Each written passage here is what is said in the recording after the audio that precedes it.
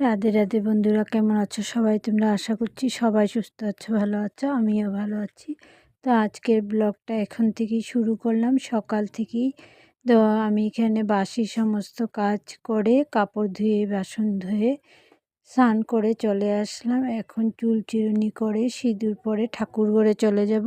ঠাকুর ঘরে গিয়ে ঠাকুরের কাজ করে তারপর সোজা যাব রান্নাঘরে। আজকে একটু দেরি হয়ে গেছে।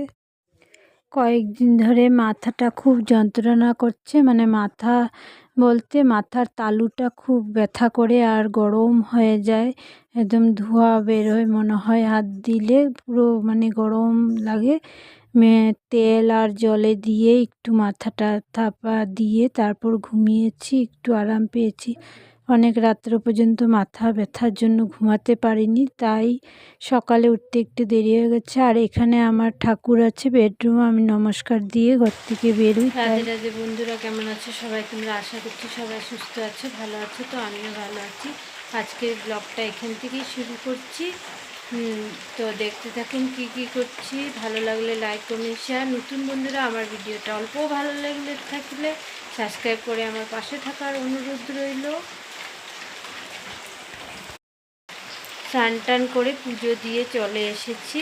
এখন ব্রেকফাস্ট করব। আমার ছোটো যা ব্রেকফাস্ট বানিয়ে রেখেছে। এখন সবাই চা রুটি সবজি খাবো ভেবেছি। বন্ধু ব্রেকফাস্ট বানিয়ে রেখেছে, ব্রেকফাস্ট বানাইনি, আটা মেখে তারপর সবজি কেটে রেখে গেছে। তো এখন মা বেলে দেবে, মা এখানে বসে বসে বেলে দেবে। মা এখানে বসে বসে বেলে দিচ্ছে আর আমি এখানে চাটা বসিয়ে দিয়েছি, রুটি ভাজবো। এদিকে চাটা বসিয়ে দিই।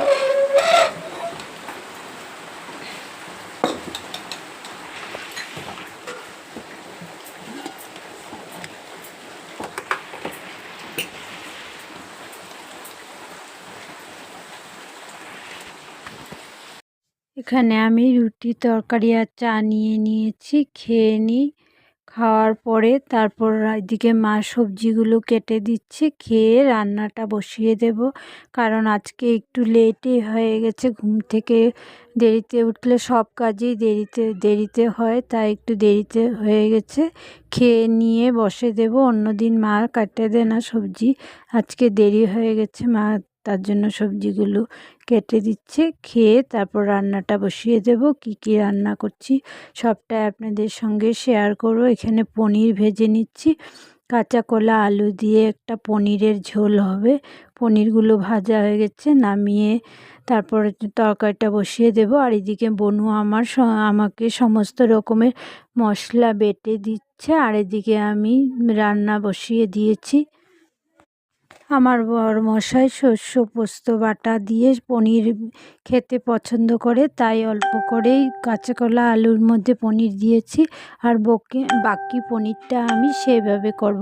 এখানে তরকারিটা হয়ে গেছে, নামিয়ে আমি ডালটাও পুরন দিয়ে দিয়েছি। এখন পনিরের জন্য মশলা সব বেটে দিয়েছে বনু। মগজ, পোস্ত আর কাজু বাদাম আর সর্ষা, কাঁচা লঙ্কা এ সমস্ত জিনিস বেটে দিয়েছে, তো রেডি করে রেখেছে। আমি এখানে পনিরটা বানিয়ে নেব। পনিরগুলোকে প্রথমে ভেজে নিয়েছি, তারপরে মগজ, পোস্ত আর কাজু বাদামের পেস্টটা আমি দিয়ে দিয়েছি। দিয়ে একটু হলুদ দিয়ে মশলার বাটি ধোয়া জল দিয়ে ভালো করে মশলাটাকে কষিয়ে নিলাম। তারপর দিলাম সর্ষে বাটা দিয়েও একটু বাটি ধোয়া জল দিয়ে আবারও ভালো করে মশলাটাকে কষিয়ে নিয়েছি। সর্ষা দেওয়ার পর আর বেশি কষাবো না। তারপর নুন দিয়ে দিলাম পরিমাণ মতন দিয়ে 2 বাটি জল দিয়ে দিয়েছি। মাখো মাখোই করব, বেশি ঝোল দেব না। এগুলো মাখো মাখো করলেই খেতে বেশি ভালো লাগে। ঝোলে অল্প চিনি দিয়ে দিয়েছি। এখন ঝোলে জাল উঠে গেছে, পনিরটা দিয়ে দিয়েছি। ঝোলে জাল ওঠার পর ভালো করে তারপর আমি এখানে চিরা কাঁচা লঙ্কা আর কাঁচা সর্ষের তেল দিয়ে নামিয়ে নিয়েছি।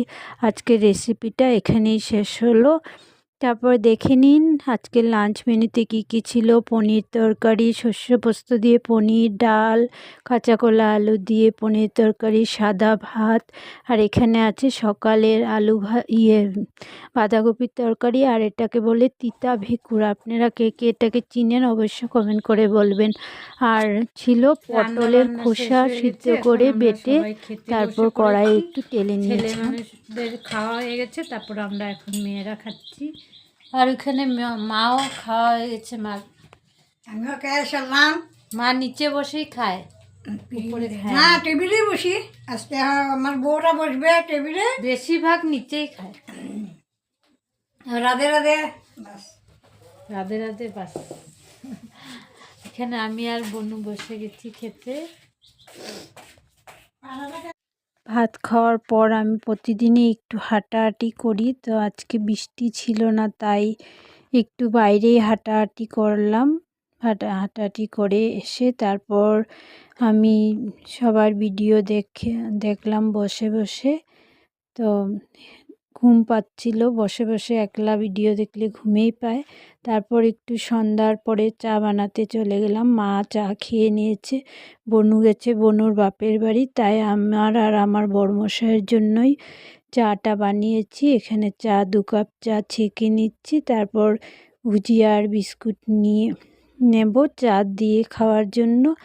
তো আজকের ব্লগটা কেমন লেগেছে আপনাদের অবশ্য কমেন্ট করে বলবেন। আর মাথার তালুটা কী কারণে ব্যথা করে গরম হয়ে থাকে আপনারা যদি জানেন অবশ্য কমেন্টের মাধ্যমে জানাবেন। আজকের ভিডিওটা আমি এখানেই শেষ করছি। বাই, রাধে রাধে। আবার একটা নতুন ভিডিওর সঙ্গে আপনাদের সঙ্গে আবারও দেখা হবে। ততক্ষণ সবাই সুস্থ থাকুন, ভালো থাকুন।